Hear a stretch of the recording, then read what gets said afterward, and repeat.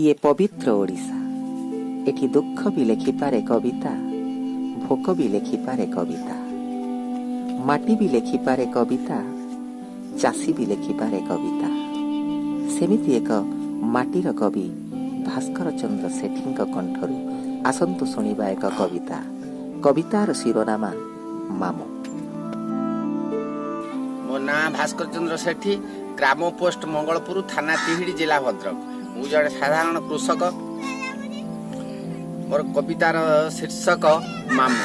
ମାମୁ ନାମ ଏହା କେଡ଼େ ସୁମଧୁର, ପୁଣି ବଡ଼ ଭୟଙ୍କର।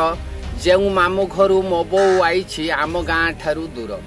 ଦୂରରେ ରହିଛି ଆଉ ଜଣେ ମାମୁ, ଆକାଶରେ ତାର ଘର। ତା ସାଥିରେ ମୋର ଏମିତି ସମ୍ପର୍କ, ହଜାରେ ଶୁଣ୍ଠିର ନୀଳ। ଦ୍ୱାପର ଯୁଗର ଆଉ ଜଣେ ଥିଲା, କଂସ ମାମୁ ନାମ ତାର। କୃଷ୍ଣ ପରି ଜଣେ ଭଣଜା ପାଇକି ହେଇଥିଲେ ଛାରଖାର।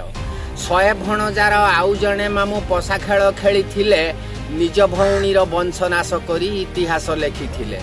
ଦୁନିଆ ଆଖିରେ ଆଉ ଜଣେ ମାମୁ କାହାରିକି ଛାଡ଼େ ନାହିଁ। ବାପ ହେଉ କିମ୍ବା ପୁଅ ହେଇଥାଉ, ଫାଶୀରେ ଝୁଲାଏ ନେଇ।